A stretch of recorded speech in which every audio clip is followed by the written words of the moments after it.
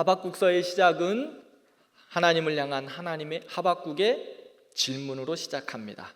하나님, 남유다의 강포와 죄악을 어느 때까지 참으시겠습니까? 왜 가만히 보고 계십니까? 하나님은 응답하셨습니다. 나도 안다. 그래서 바벨론을 들어서 남유다를 심판할 것이다. 하박국 선지자가 하나님의 응답을 듣고 다시 질문합니다. 하나님, 그건 아니지요. 어떻게 이방 민족이고 우리보다 더 악하고 강포한 그들을 사용하여 유다를 심판하십니까? 하박국은 하나님께 질문하고 성루에 서서 하나님의 응답을 기다립니다. 하나님을 향한 하박국의 질문은 하나님을 향해 불편하고 어려운 마음의 표현이었습니다. 그런데 하박국을 향한 하나님의 응답은 하박국의 이름과 같이 안아주심의 응답이었습니다. 하박국은 하나님이 말씀하여 주실 때마다 하나님의 그 은혜를 깨닫고 하나님의 계획하심을 깨닫고 하나님의 영광을 보게 됩니다. 그래서 하나님의 마음을 알아가는 것이지요. 이제 하박국 선지자는 하나님의 마음과 뜻을 알게 되었습니다. 그래서 하나님을 찬양하기 시작합니다. 오늘 하나님을 향한 찬양의 시작이 바로 하박국 3장의 말씀입니다.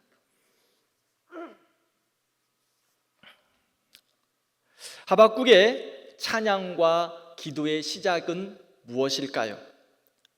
2절 말씀을 함께 다시 읽겠습니다. 여호와여, 내가 주께 대한 소문을 듣고 놀랐나이다. 여호와여, 주는 이 수년 내에 부응하게 하옵소서. 이 수년 내에 나타내시옵소서. 진노 중에라도 긍휼을 잊지 마옵소서. 아멘. 하박국이 하나님을 향한 찬양과 기도의 시작은 주님, 주의 일을 수년 내에 부응하게 하옵소서입니다. 부응을 위한 기도였습니다. 부응이 무엇입니까? 부응하다라는 말은 생명을 주다, 다시 살게 하다, 소성케 하다라는 말씀입니다. 완전히 없었던 것에서 새로운 것을 창조하는 것이 아니라 있었는데 깨어지고 무너지고 약해진 것에서 다시 힘을 주고 능력을 주고 살아나게 하는 것을 말합니다. 그래서 호세아 선지자는 호세아 10장에 보면 부흥은 묵은 땅을 기경하는 것이다 라고 말하고 있습니다. 묵은 땅은 어떤 땅이에요? 한때 경작되었던 땅이었는데 지금은 폐허로 변한 땅을 말합니다. 그 땅을 다시 갈아엎고 물을 주고 다시 씨를 뿌리고 열매를 맺을 수 있도록 만드는 것, 묵은 땅을 기경하는 것, 부흥이라 말합니다. 종신대학교의 교수였던 박윤선 목사님은 부흥을 하나님의 일을 다시 생명 있게 세우는 것이라고 말합니다. 지금 남유다의 상황은 묵은 땅입니다. 완전히 묵은 땅입니다. 생명이라고 찾아보기 힘든 어려운 땅입니다. 눈물만 흐를 뿐입니다. 그런데 하박국이 부흥을 위하여 이제는 기도할 수 있습니다. 1장, 2장에서 제가 서론을 계속 말씀드렸죠. 하나님을 향한 질문, 다음에 하나님의 응답. 그러한 하나님의 말씀을 듣고 이제는 하박국이 하나님을 향하여 찬양하고 기도할 수 있어요. 왜 그랬을까요? 하박국 자신이 그 하나님의 주시는 메시지로 부흥했기 때문이에요. 자기가 무너져 버리고 깨어지고 다 넘어져 버렸는데 하나님의 말씀을 듣고 하나님이 자기를 향하여 주시는 말씀들이 자기를 안아주니 하박국 자신이 먼저 회복된 겁니다. 부흥하기 시작합니다. 그러면 하박국이 부흥하게 된 원인이 무엇일까요? 제가 금방 말씀드렸듯이 하나님의 말씀 때문이었습니다. 답답함, 어려움, 시험 가운데 하박국은 있었습니다. 그래서 처음에는 하박국은 하나님을 향하여 삐딱하게 질문합니다. 그런데 그는 하나님의 말씀을 들을수록 자세를 바르게 합니다. 하나님이 말씀하여 주시고 만나 주시니 이전에 몰랐던 깊은 하나님의 뜻들을 하나하나 깨닫게 됩니다. 하나님이 만나 주시고 응답해 주시니 인생의 지식, 인생의 가치, 자기의 뜻으로 바라보고 판단하고 결정했던 모든 것들이 이제 사라지게 됩니다. 그래서 하나님을 향하여 질문보다는 이제 하나님을 찬양합니다. 왜 그랬을까요? 하나님의 말씀을 들으니, 하나님이 만나 주시니 자신이 아무것도 아닌다는 것을 깨닫게 되는 거예요. 예전에는 자기가 아는 것 같았고, 자기의 능력이 있는 것 같았고, 자기의 힘이 있는 것 같았는데, 하나님이 만나 주시고 하나님이 말씀하여 주시니, 자신을 비춰 주시니 자기는 껍데기와 같은 거예요. 하나님만이 모든 역사의 주관자시고 그분만이 회복하시고 치유할 수 있음을 알게 되었습니다. 그래서 그는 고백합니다. 오직 여호와는 성전에 계시니 그 앞에서 잠잠하라. 하박국이 부흥했습니다. 성경을 보면 하박국과 같이 질문한 사람이 또 있습니다. 누가 있었을까요? 욥입니다. 욥은 당대 의인이라고 불렀습니다. 그런데 한순간 물질, 건강, 가정, 관계 모든 것을 잃어버렸습니다. 욥은 왜 나의 삶에 이런 일들이 일어날 수 있을까? 그렇게 하나님 앞에 질문합니다. 그리고 욥과 그의 친구들은 이것에 대해서 끊임없이 논쟁을 합니다. 욥기서를 읽어보셨죠? 무슨 말씀인지 이해가 안 되는 부분들이 참 많았어요. 그것도 42장씩까지 너무 긴 장들이에요. 그런데 38장까지 계속 이 논쟁이에요. 인생의 논쟁.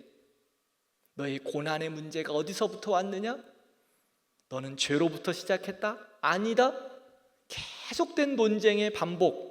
38장까지 그 이야기합니다. 그런데 인생들은요, 아무리 논쟁해도 이 문제를 해결할 수 없습니다. 보고 계시던 하나님께서 이제 참다가 욥에게 말합니다. 너가 자연의 이치를 아니? 욥, 네가 바다의 한계를 알아? 욥, 하늘의 질서를 알고 있니? 질문하십니다. 하나님은 욥의 고난과 질문에 대한 답을 말씀하신 것이 아니에요. 창조주 하나님, 구원자 하나님, 역사의 주관자 하나님을 욥에게 말씀하십니다. 우주보다 크신 하나님을 말하고 있습니다. 하나님께서 욥에게 하나님 자신을 말씀해 주시고 보여주셨어요. 인생의 여러 가지 문제에 대한 해결을 말씀하신 게 아닙니다. 하나님 자신을 보여주었을 뿐이에요. 그때 욥기 42장 5절에 6절에 그 말씀 앞에 욥은 대답합니다. 함께 읽겠습니다. 내가 주께 대하여 귀로 듣기만 하였사오나 이제는 눈으로 주를 배옵나이다.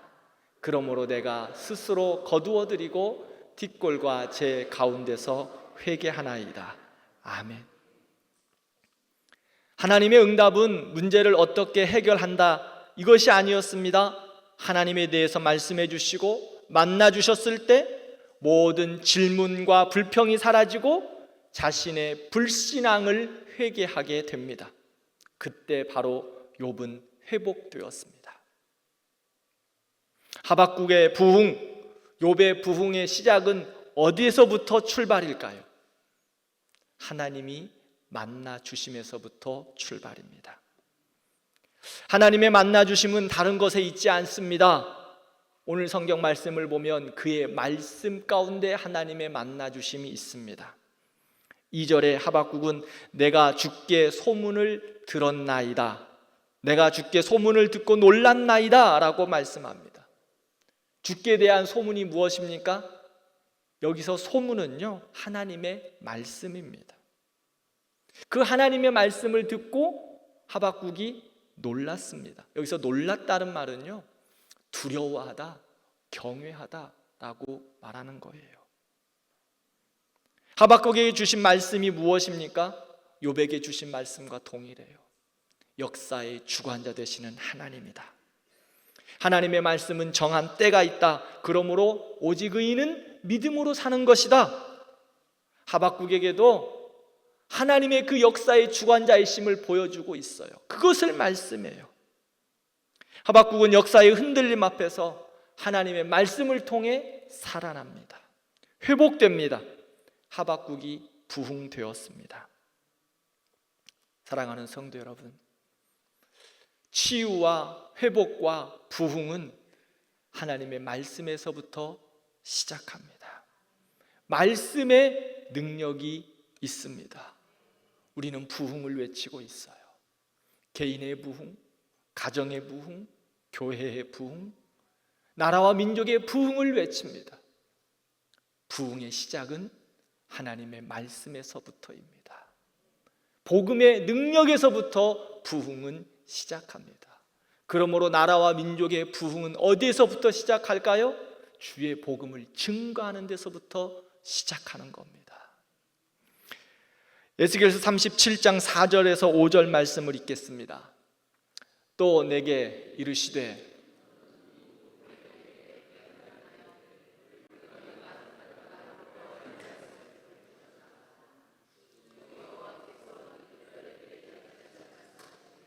내가 생기를 너희에게 들어가게 하리니 너희가 살아나리라. 아멘. 에스겔 37장에 보면 다 황망하고 다 어지럽히고 황폐가 되어버렸습니다. 뼈들만 남았습니다. 하나님께서 에스겔 선지자를 데려가서 묻습니다. 이 뼈들이 살아날 수 있을까? 사랑하는 성도 여러분, 죽었던 영혼들, 무너져 버린 세상, 갇혀져 버린 이 땅 살아날 수 있을까요? 뼈들이 힘이 붙고 가죽이 덮이고 살아나 군대가 되었다고 말합니다. 어떻게요? 오늘 말씀을 보면 너희 마른 뼈들아 여호와의 말씀을 들으라. 하나님이 뼈들을 향하여 명하실 때, 마른 뼈들을 향하여 명하실 때 그 뼈들이 힘줄이 붙고 가죽이 덮고 살아나는 놀라운 역사를 보게 됩니다. 하나님의 말씀은 능치 못함이 없습니다. 하나님의 말씀은 없는 것을 있게 하시고 불가능을 가능하게 하십니다. 말씀을 듣고 말씀에 순종하며 나아갈 때 하나님이 회복시키시고 치유하시고 새롭게 하시고 부흥하게 하실 줄 믿습니다. 우리의 영과 육도 하나님의 말씀 안에서 새롭게 됩니다. 히브리서 4장 12절 말씀을 보면 하나님의 말씀은 살았고 운동력이 있어 좌우의 날선 어떤 검보다도 예리하여 혼과 영과 관절과 골수를 찔러 쪼개기까지 하니 또 마음의 생각과 뜻을 판단하신다 말씀합니다. 그러므로 우리는 하나님의 말씀을 들어야 합니다. 사랑하는 성도 여러분, 부흥을 원하십니까? 하나님의 말씀을 붙잡으시기를 바랍니다. 하나님의 말씀 앞에 나아가시기를 바랍니다. 말씀을 읽고 듣고 묵상하고 부여잡고 그 말씀대로 살아내기 위해서 최선을 다하는 겁니다. 그 안에 부흥의 역사가 있습니다. 세상의 소리에 부흥이 없지 않습니다. 하나님의 말씀 앞에 부흥이 있습니다. 이렇게 하박국이 하나님의 말씀으로 인하여 부흥된 후 그의 고백이 무엇일까요? 하박국이 자기의 부흥 이후 하나님 앞에 이렇게 고백합니다. 여호와여, 주의 일을 이 수년 내에 부흥하게 하옵소서. 주의 일을 부흥하게 하여 주옵소서라고 고백하고 기도합니다. 주의 일, 하나님 나라의 일, 하나님의 뜻이 이루어지기를 간구하는 것입니다. 부흥은 내 중심의 삶이 바뀌는 게 아니에요. 내 중심에서 하나님으로 바뀌는 것입니다. 우리가 기도할 때 내 기도가 넘어서서 하나님의 일을 위하기를 기도하는 것, 이것이 바로 부흥입니다. 그때 하나님이 역사하십니다. 이렇게 기도할 때 3절부터 15절 말씀은 무슨 말씀이냐면 하나님의 부흥의 역사를 이루심을 말씀하고 있어요. 보여주는 것이에요. 하나님의 뜻을, 하나님의 역사하심을 보여준다고 말씀하고 있습니다. 3절에서부터 15절까지는 3절에서 7절까지의 말씀은 출애굽의 구원의 사건들을 말씀하고 있습니다. 시내산을 중심으로 대만, 바란산이 있습니다. 7절에는 구산과 미디안이 있어요. 모두 시내산 주변에 있는 산들과 지명들이에요. 하나님의 영광 앞에 모든 것들이 도열되어 있는 것 같습니다. 8절에부터 15절까지는 바벨론에서 구원하신 그 하나님의 사건을 말하고 있어요. 8절부터 보면 하나님이 세상의 자연 만물을 다스리고 여러 신들을 굴복시키는 것을 말씀합니다. 즉 엘샤다이, 하나님이 전사 되시고 하나님이 장군 되셔서 세상을 통치하시고 이기신다, 흔드신다 말씀하고 있어요. 그렇게 하나님은 하나님의 일들을 이루셨습니다. 그래서 하나님을 향하여 하박국은 기도합니다.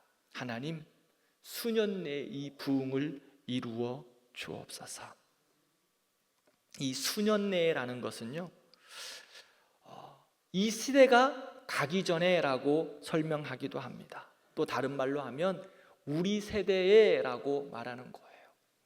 사랑하는 성도 여러분, 여러분들이 하나님을 향하여 하나님, 나에게 이러한 부흥을 주옵소서라고 기도할 때 저는 하박국처럼 이렇게 기도했으면 좋겠어요. 수년 내에 하나님, 내가 살아있는 동안 하나님, 나의 세대 가운데 이러한 부흥을 주옵소서. 하나님이 일하시는 거지만 하박국도 하나님, 수년 내에 좀 부흥을 주세요, 간구해요. 우리도 하나님 아버지 앞에 우리의 다음 세대, 또 우리의 나라와 민족의 부흥을 하나님, 우리의 세대 가운데 이루어 주옵소서. 우리 가정, 우리 자녀들의 회복과 부흥도 하나님, 나의 세대 가운데서, 우리의 모습 가운데서 이루어 주옵소서. 이렇게 기도했으면 좋겠어요. 그래서 하나님의 영광을 함께 보고 즐거워할 수 있는 은혜가 우리에게 있기를 진심으로 기도합니다. 또한 2절에 보면 진노 중에라도 긍휼을 잊지 마옵소서라고 하박국은 기도합니다. 이것은요, 부흥을 위해 전심으로 기도하는 선지자의 모습이에요.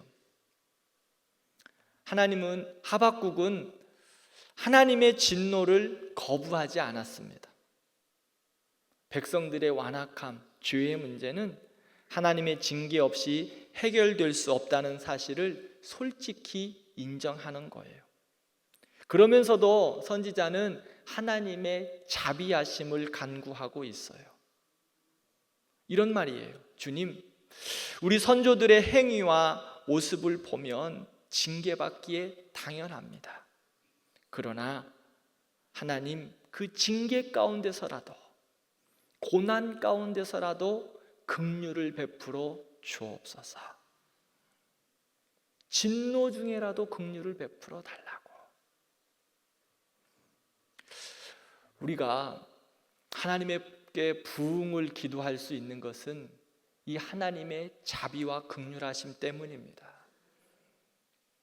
오늘 처음 시작하면서 거친 세상에서 실패하거든 주님의 보혈의 피, 거친 세상에서 실패할 때 못자국 난 주님의 손 만지자라고 말합니다.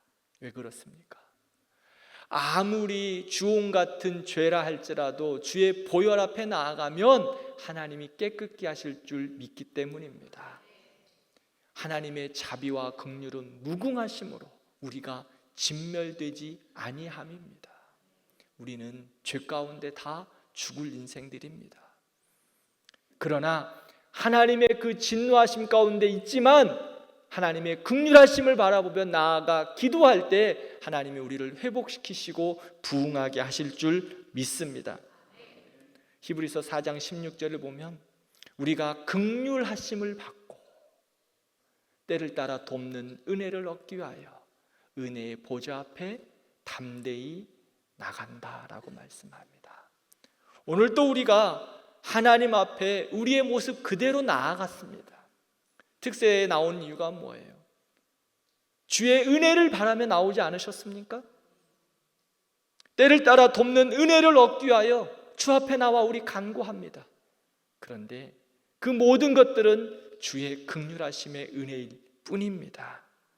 에레미야 애가 3장에 보면 여호와의 인자와 긍휼이 무궁하심으로 우리가 진멸되지 아니함이니이다. 사랑하는 성도 여러분, 우리가 부흥할 수 있는 이유는 하나님이 우리를 향한 긍휼하심의 은혜이기 때문입니다. 그러므로 오늘도 그 긍휼하심 은혜 앞에 나아가 기도하는 우리들 되기를 바랍니다. 무너져 있던 모습들, 내 모습이 죄로 인하여 무너졌더라도 하나님 앞에 다시금 나아가 은혜의 보좌 앞에 엎드리는 겁니다. 우리의 자식들, 하나님 우리의 자식들 살려달라고, 그들에게도 부흥을 허락하여 달라고 하나님 앞에 나아가 기도하는 겁니다.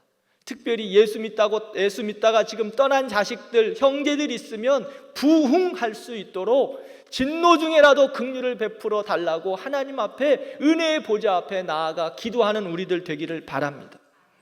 부흥하면 생각나는 사람이 있습니다. 어떤 사람이 생각날까요? 저는 부흥하면 생각나는 사람은 다윗입니다. 다윗 밧세바로 인하여 하나님 앞에 잘못된 그 죄로 인하여 깨어지고 무너져 버렸습니다. 여러분들, 다윗 성군이었습니다. 지금도 이스라엘에선 다윗이 메시아인 것처럼 최고로 이야기합니다. 그런데 그가 그렇게 된 이유가 무엇일까요? 다윗을 보면 어떨 때 보면 정말 유치합니다. 밧세바와의 그 잘못된 관계 보세요. 얼마나 유치하게 한 여인을 빼앗았습니까? 죄는요, 이렇게 사람들을 무너지게 합니다. 그런데 하나님은 죄 가운데 나와 회개하는 다윗을 건지셨습니다. 용서하셨습니다. 치유하셨습니다. 진노 중에라도 긍휼하심의 은혜를 베풀어 주셨습니다. 하나님은 우리에게 내리시는 진노는 우리를 망하게 하심이 아니라 돌아와 회복하기 위함입니다. 다윗은 하나님 앞에 철저하게 기도하며 회개했습니다. 그렇게 유치하고 죄 가운데 있었던 사람이지만 그렇게 철저하게 회개하고 눈물로 하나님 앞에 나와 진노 중에라도 긍휼을 베풀어 달라고 기도했을 때 하나님은 그를 회복시키셨어요.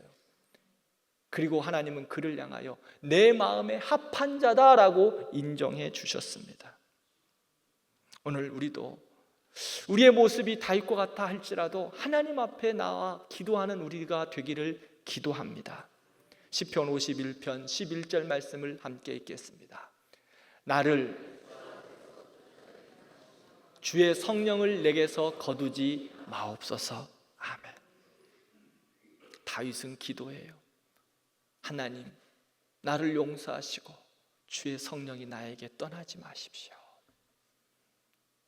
이게 바로 부흥입니다. 주 안에선 하나님이 나에게 역사하시는 것, 그것이 있으면 희망이 있고 소망이 있기 때문에 주를 향하여 간구하는 거예요. 주의 성령과 함께. 말씀을 맺겠습니다. 1절 말씀을 보면 시기 온옷에 맞춘 하박국의 기도라라고 시작합니다. 무슨 말입니까?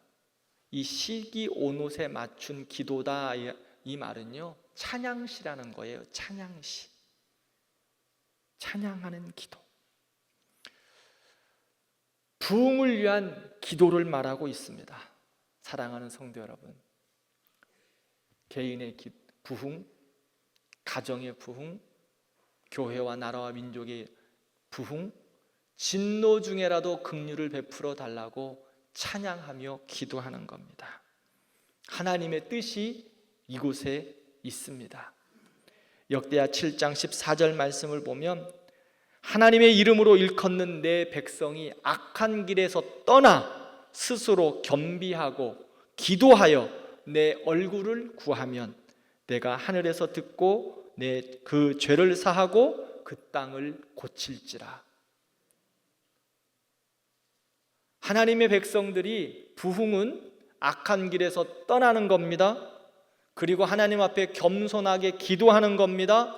찬양하며 하나님의 얼굴을 구하는 것입니다.